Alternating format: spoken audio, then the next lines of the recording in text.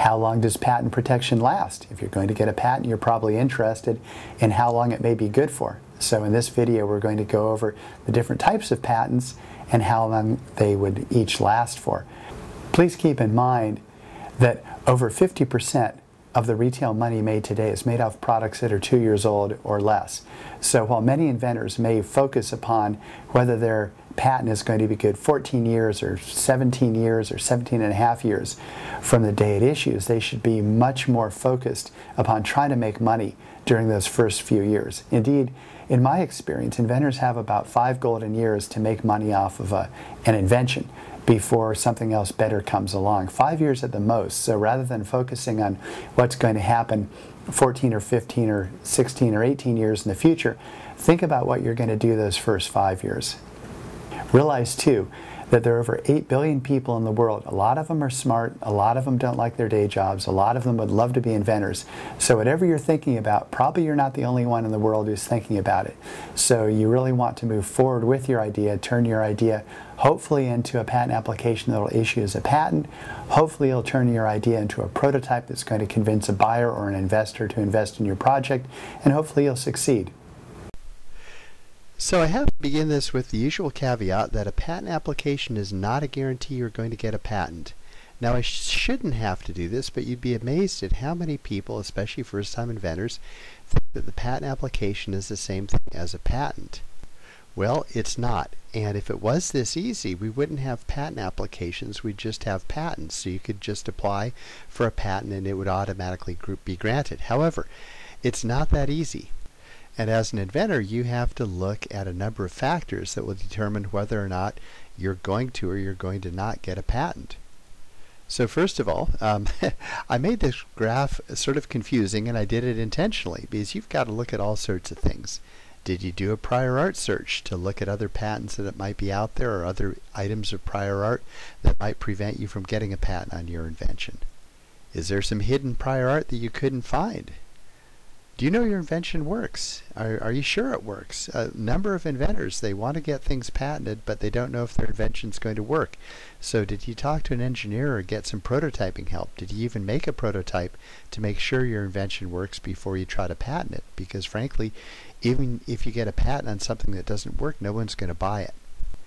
Did you budget enough time and money to see through this process? Are you sure you're really going to want to pay for patent prosecution 2 years down the road when you get an initial rejection over some prior art? Sometimes you pull a very difficult, or in some cases unreasonable examiner. USPTO examiners are a lot like regular people. There's some really hard-working ones that are easy to work with. There's some lazy ones. Sometimes you get an unreasonable one that just won't understand your invention. So you need to take this into account too when you're filing for patent protection. Last but not least, patent laws change all the time. You'll have new cases come down, new congressional acts, like we just had the Patent Reform Act a few years ago. Then you have court cases that tell everyone what the act really means. Now, most of these acts were drafted by lawyers, and lawyers aren't the clearest of writers sometimes, unfortunately, so sometimes you need a few court cases to let you know what a congressional act really means. So sometimes what is patentable today could be unpatentable tomorrow, and vice versa. For example, we had the Bilski case come down a few years ago that said that a number of business methods that used to be patentable suddenly are not patentable anymore. So again, just remember that just filing a patent application is not a guarantee you're going to get a patent. So assuming that you're fortunate enough to get a patent, let's talk about how long they're going to last. Well, the easiest is a U.S. design patent, because a U.S. design patent ends 14 years after the date of issue, and there are no renewal fees. So it's very, very simple. With a U.S. design patent, you're protected for 14 years from the date your patent issues, and you don't need to renew it. You don't have to pay any maintenance fees. Basically, it's going to end 14 years after the issue date. A U.S. utility patent is a bit more complicated. First of all, utility patents are normally good for 20 years from the filing date. Now, since from some of our other videos you've seen that it often takes a few years to prosecute a utility patent through from patent application to issuance, Most people with utility patents end up with roughly 17 years of useful lifetime of the patent. Now that's 17 plus or minus a few years in most cases, but generally you get right around 17 years useful lifetime of your utility patent. Another difference between utility patents and design patents is that while with the design patent you don't have any maintenance fees, with utility patents you have 3 sets of maintenance fees. These are due at years 3.5, 7.5, and 11.5 years after issuance, and these are maintenance fees you need to pay to the U.S. Patent and Trademark Office to keep your patent alive. If you don't pay your maintenance fees, it goes abandoned, and while you can revive an abandoned patent from time to time and under certain circumstances, you may, and you often do, lose important intellectual property rights during the time that it was abandoned. Now, the amount of time that you have as a patent term can be extended by the United States Patent and Trademark Office in cases where they feel that it took an unreasonably long time to get around to examining your application. These are called patent term adjustments, and they appear on the face of your patent when it is issued. Now, the third type of quote patent unquote that a lot of people talk about is the provisional patent.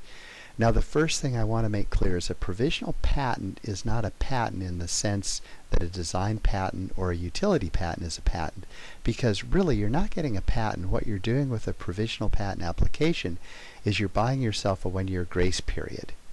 Now, we have a number of other videos that explain what you can do and what you can't do with this 1-year grace period, so I'm not going to repeat that here, but suffice to say that what you've bought yourself is 1 year during which you can modify your invention, do some test marketing, try to raise some investment money, and basically try to improve upon your invention to the point where at the end of the year you can file a utility patent application that can relate back and claim a priority date of your provisional.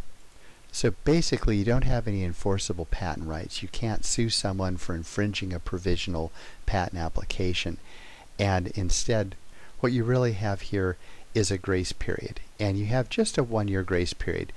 From time to time we'll get questions from inventors and they'll say, well, how about if I just keep filing the same provisional over and over again?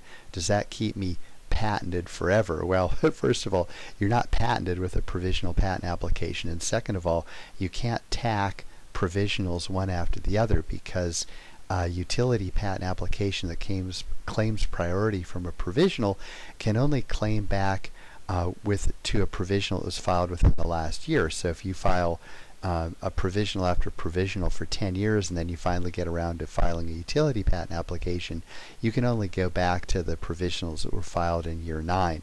And this can create all sorts of problems if you've disclosed the invention before year 9. So far we've just gone over the 2 major patents you can get in the U.S., a design and a utility.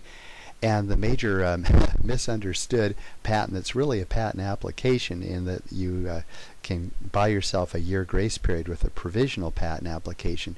We haven't touched on foreign patents, and again, U.S. patent is good only in the United States. So if you want foreign patent protection, you need to get patent protection in the foreign countries in which you want to be protected. Now, different foreign countries have different patent laws and they have different periods of protection. So there's a wide range of possibilities here when you're talking about trying to protect yourself overseas or north or south of the United States, in Canada or Mexico. Let me just use the European Registered Design Patent as an example. As opposed to the U.S. design patent that's good for 14 years from the date of issue and doesn't require maintenance fees, the European Registered Design Patent can be extended for up to 25 years of useful life, but you have to pay maintenance fees every 5 years to keep it alive, otherwise it goes abandoned. And the European Registered Design is just one of the many foreign patents, and each one has its own lifespan, its own type of renewal fees or lack of renewal fees, and so you really have to find out about each individual country's intellectual property rules before you start filing there.